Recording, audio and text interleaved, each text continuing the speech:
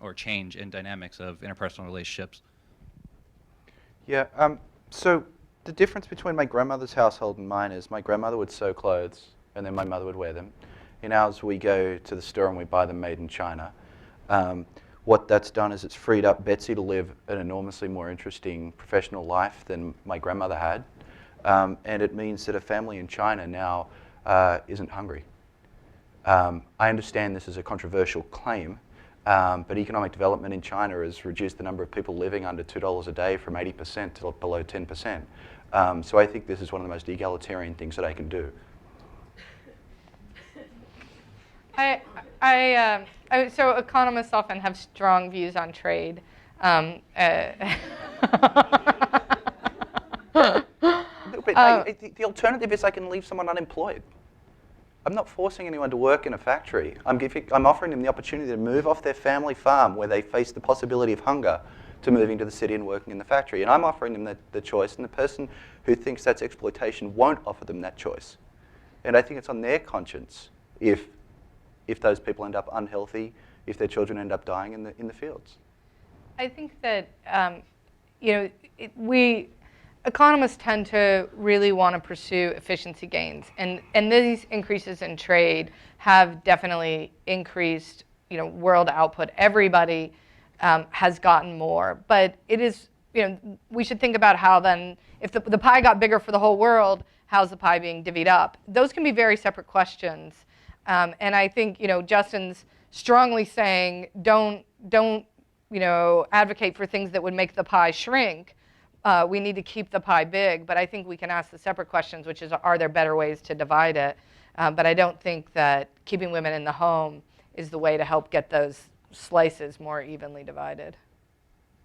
Yeah, and so I think we'll also just, if both of you, starting with the gentleman in the tie and then the woman in the gray sweater, just state your comments or your questions, and then if we have time, we'll field them. Yeah, thank you so much. So I heard this story about two economists, and I'm not entirely sure if it's true, that were walking through the Swiss Alps, and they were looking at some family farms where there were some potatoes being grown, and one economist turns to the other and says, "This is a very inefficient way to grow potatoes. You could do it a lot better than this." And the other economist looks back at him and says, "You're right, but this is a very efficient way to grow people." In other words, that there's sort of non-pecuniary benefits to certain kind of family structures. And you've talked about how there's been sort of changes in the goods that are provided by marriage, so that no longer is marriage providing the sewing and these sorts of things, and it's just sort of reduced now to doing things that you like to do together. Are there also non-pecuniary costs to that, and has there been some study on that you'd be willing to comment on? Okay, so we'll take the next question, and then hopefully we can have a chance to respond. I think the portrait you've portrayed of marriages, especially middle-class marriages, is a little it's somewhat inaccurate. That is, a lot of middle-class families don't just divide. It's not just one person works and one person stays home.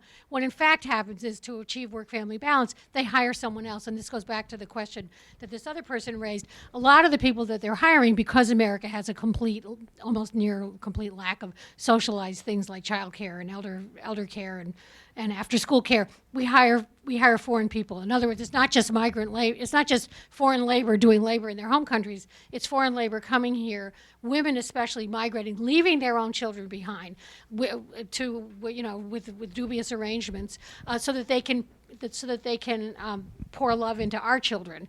And this is a global imbalance that I think really needs to be addressed. Maybe some of it is going to be addressed in the immigration bill if it ever passes, and some of these women are able to migrate legally, which will undoubtedly improve their situations.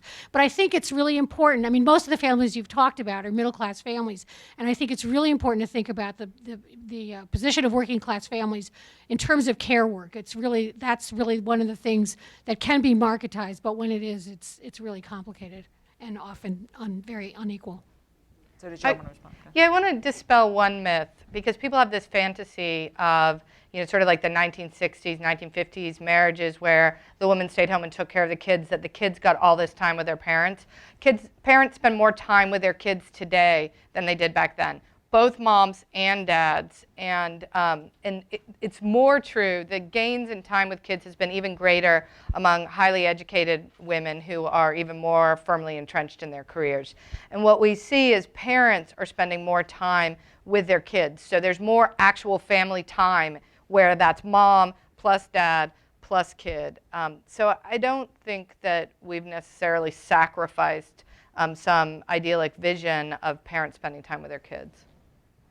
I'll take a quick bite at the other question, which was about non-pecuniary costs of changing marriage, which is simply to say I think you're asking exactly the right question. When economists think about this stuff, we aren't just thinking about dollars and cents.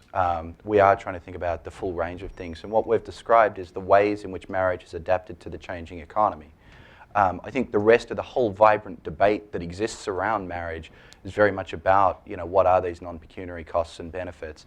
The only note, and this would be things like, how well are we doing raising our children? And the only thing I'd note is I'm struck by how little we still know, despite the fact that it's a vitally important and interesting question. Well, thank you so much. This has been fabulous. You've been just a great audience. Thank you. Thank you for staying all afternoon and spending your afternoon with us. We've really enjoyed it. Thank you.